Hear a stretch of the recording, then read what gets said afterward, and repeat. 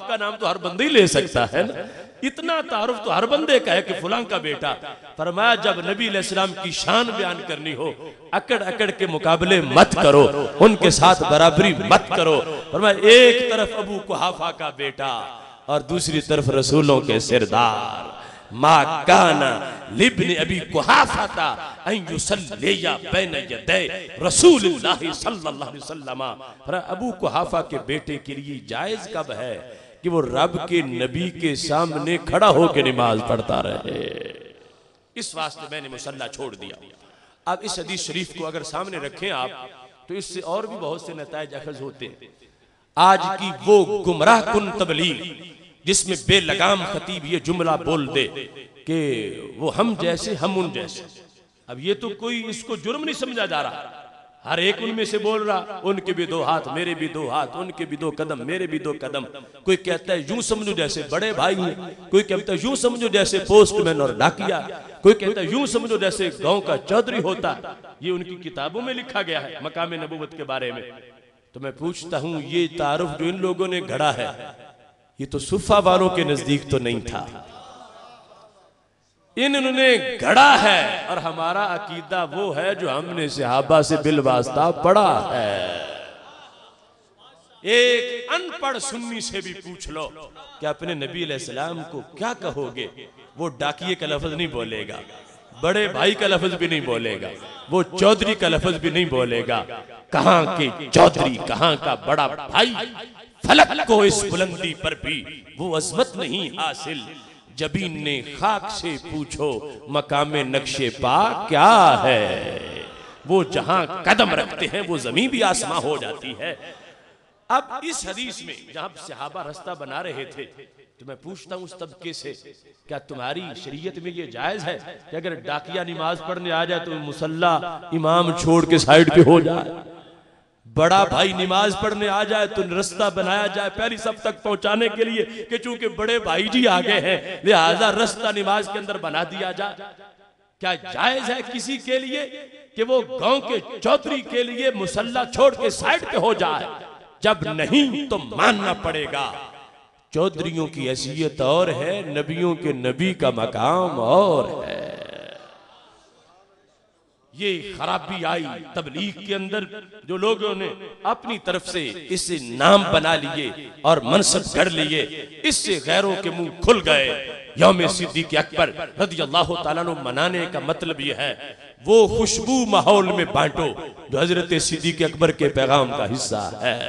अपने आप को कहते हैं अबू कुहाफा का बेटा और नबी अलैहिस्सलाम को कहते हैं रब का रसूल। वानी कहते हैं कि अब्दुल्ला का बेटा, हालांकि हजरत अब्दुल्ला हजरत अब्दुल मुत्तलिब की शान भी इतनी है, सरकार ने खुद कहा कि अनन नबिय्यु ला कज़िब अना इब्नु अब्दुल मुत्तलिब। अपनी अजमत के लिए वो नाम लिए हैं सरकार ने, मगर मेरे महबूब अलैहिस्सलाम की जात को बयान करते हुए हज़रत सिद्दीक़ अकबर ने कहा मैं हूं अबू कुहाफा के बेटा, मेरी क्या मजाल कि मैं रसूल अल्लाह सल्लल्लाहु अलैहि वसल्लम के सामने खड़ा होकर नमाज पढ़ता रहूं। कितना अदब का अंदाज सिखाया हजरत सिद्दीक़ अकबर रज़ियल्लाहु ताला अन्हु ने। ये है उनका आगे गुजर जाने वाला मकाम। दूसरे लफ्जों में यूं सुनो कि जो मुसल्ला छोड़ा था किसके लिए? इश्क़ नबी की खातिर। अगर चिमटे रहते मुसल्ला के साथ आज के कुछ लोगों के उसलूब के मुताबिक तो फिर नतीजा कुछ और निकलता। हालांकि सरकार तो फरमा रहे थे, वहां अंदाज तो और था। मुसल्ला छोड़ दिया हज़रत सिद्दीक़ अकबर ने, क्यों? इश्क़ नबी की खातिर। तो जो इश्क़ नबी में मुसल्ला छोड़ रहे थे, रब ने हमेशा का मुसल्ला अता फरमा दिया। उन्होंने सरकार के अदब के पेश नजर मुसल्ला छोड़ा है, तो रब ने वाज़े किया जो महबूब का अदब करे महरूम नहीं रहता, और जिस तरह का अदब है उस तरह का इनाम है। मुसल्ला छोड़ के अदब करने वाले तन्हा सिद्दीक़ अकबर है, तो रब्बे जुल जलाल की तरफ से इनाम भी ये मिला। जिस वक्त फैसला हो रहा था, हज़रत आयशा सिद्दीक़ा कह रही थी मेरे नबी मेरे अब्बा जी को मुसल्ला ना दो, किसी और को दो, इस वास्ते कि ये बड़े रकीकुल कल्ब है, नाजुक मजाज है।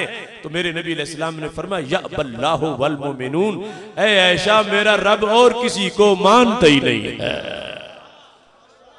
मैं किसी और कैसे खड़ा करूं? रब तस्लीम ही नहीं करता किसी और के नाम को।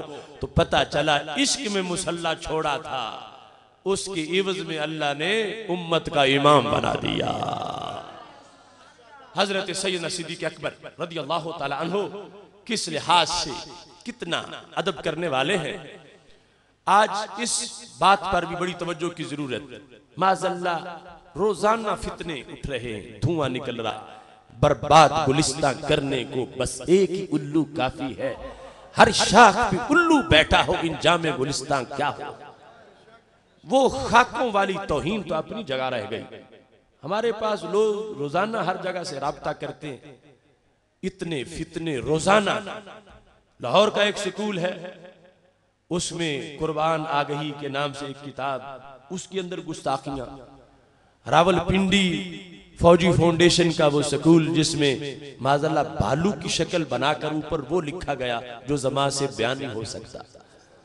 और फिर वो रिसाला वा कारीगर जिसका नाम है, उसमें रसूल अल्लाह सल्लल्लाहु अलैहि वसल्लम की विलादत का हेडिंग देकर एक बच्चे की, नौ मौलूद बच्चे की तस्वीर बनाई गई। रोजाना के फितने, रोजाना के फसाद, ये जो गंदी सोच है, इसके पीछे एक मकतबा फिक्र की नाहंजार तबलीग है। और फिर उससे मुतासिर होने वाला ये स्कूल का पढ़ा हुआ एक तबका, जिनके पीछे कोई रूहानी पावर नहीं है। वो बोलते वक्त बोलते देखते ही नहीं हम क्या कर रहे हैं, क्या बोल रहे हैं। कितने प्रोफेसर, कितने टीचर इल्ला माशाअल्लाह रोजाना एक मर्तबा कुफर में गोता लगाते हैं। आज ये लफ्ज तो बोलने मामूली हो गए। लोग कहते हैं हम भूल गए तो क्या हुआ, अल्लाह के नबी भी भूल गए। ये लफ्ज तो आम हो गया। कहते हैं अल्लाह के नबी अलैहिस्सलाम ने तौबा की, तौबा तभी की जब कोई गुनाह किया था। अगर गुनाह नहीं था तो तौबा का मतलब क्या बनता?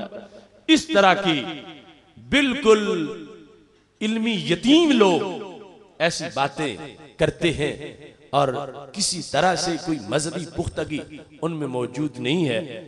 सुनो, हजरत सिद्दीक़ अकबर का जलसा सुनने बैठे हो, उनका अंदाज क्या था।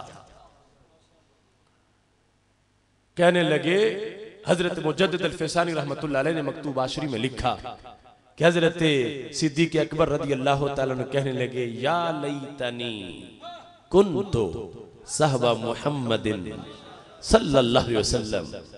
फरमाया, ऐ काश मेरा रब मुझसे सही पढ़ी हुई नमाजें ले ले, मुझे सरकार की एक भूली हुई नमाज का सवाब अता फरमा दे। अब जो सारी जिंदगी साथ रहे उन्हें पता है कि सरकार की भूल में कितनी अजमत है।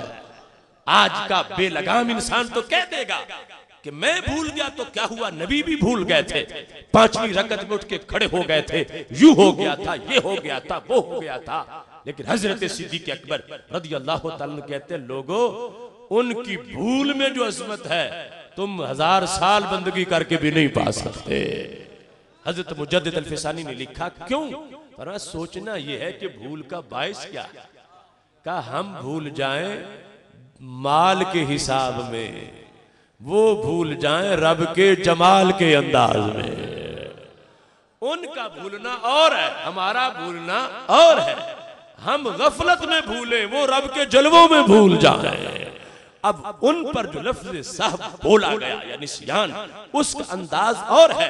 हजरत सिद्दीक़ अकबर रदियल्लाहु ताला अन्हु कहते हैं, या लैतनी कुन्तु सहबा मुहम्मदिन सल्लल्लाहु अलैहि वसल्लम, काश के मैं सरकार की साहब वाली फजीलत हासिल कर लूं। तो आपने उम्मत को बताया कि तुम बाद में आने वालों सोच के बोलना, जिन्होंने टाइम पहले दिन से साथ गुजारा है उन्हें पता है वो भूल के भी कितनी अजमत के मकाम पे पहुंचे थे होते हैं।